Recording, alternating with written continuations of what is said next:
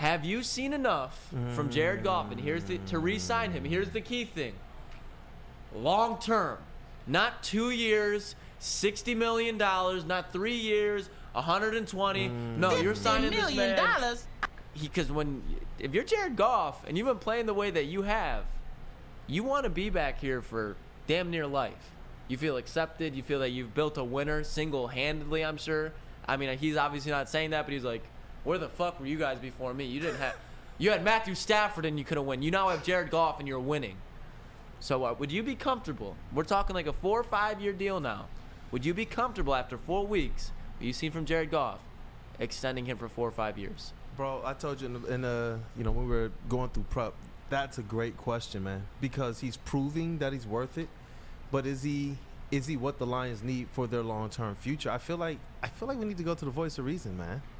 I really do. We're going. I feel like we need to go straight to the voice of reason. JB Smooth. This is too close to call, bro. We know you love Hendon, but you love the Lions being 3-1 right now, going into going into Campbellhead. I do. Then going into Cambeau Field. Oh man, you're putting me in a tough position here, man. I want to get the answers though. Look, you guys know Hendon Hooker's my guy. Yeah. I fully believe in this guy right here, and Jared Goff, you've done amazing so far early on in this season, and I want you to return for the next 2 years for the Detroit Lions. But as far as going for a long-term 3-4 year type of deal, $50 million, I can't do it. I can't do it. You're out. I just can't do it. Okay. And there's no disrespect to Jared Goff at all. Like I said, he's balling. He's doing everything possible to put this team in a right position to be contenders right here in the playoff. But Hendon Hooker's my guy. I'm sorry. I've just seen too much of this dude and had so much faith in him since college. Like, that's just my dude. Let me ask you this, though. Is there something that Jared Goff can do to warrant that long-term contract? If Jared Goff wins the division, I'm gonna Cue up the situation. I'm gonna cue up the situation for all of us right now because I feel like part of it's already kind of secured. Jared Goff wins NFC North. We're all pretty confident that happened. You win the NFC North in this NFC right now, just based on the records. JB's still not flinching. You're gonna be a top seed, so potentially hosting a playoff game. And let's say he wins that playoff game. You still no? He's gonna be the king of Detroit, bro. That's what I'm saying. When we put those scenarios that way, it's really tough. But the voice of reason over here, man, he's really trying to make a case. If Jared Goff can get the Detroit Lions to a Super Bowl, sign him long term. Okay. Ooh. NFC Championship, you're still like, we can. NFC Championship, all right. That pretty much tells me like you're good for the money. You're not going to be a Danny Dimes out here, but give me a Super Bowl, boom. All right, done deal. And I'll respond, and I have my answer cooking. But Chris, I want to hear from you. JB, play that drop for me. Play that $50 million drop for me. $50 million? Who does he think he is? Chelsea Clinton? Hell no.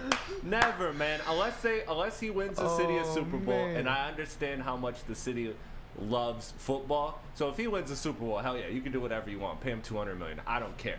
But at the end of the day, if I'm building a Super Bowl contending team, a team that Brad Holmes has talked about competing for the long run, not just getting one and cashing in, but I'm talking sustained success, then the rookie quarterback model just is what it is. Unless you get Patrick Mahomes or Tom Brady, like that's it.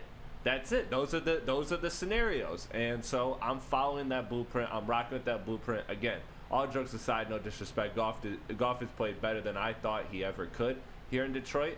And I would be open to extending him a year or two if you don't feel confident in Hendon Hooker. That's the real answer.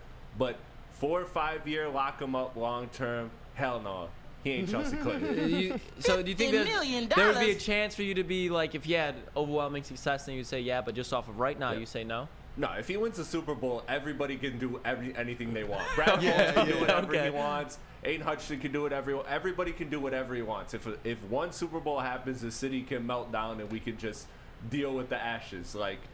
But if you're talking realistically and building a long-term team, I think Goff is a phenomenal quarterback, but I don't think that he's the guy that I want to lock up for 4 or 5 more years.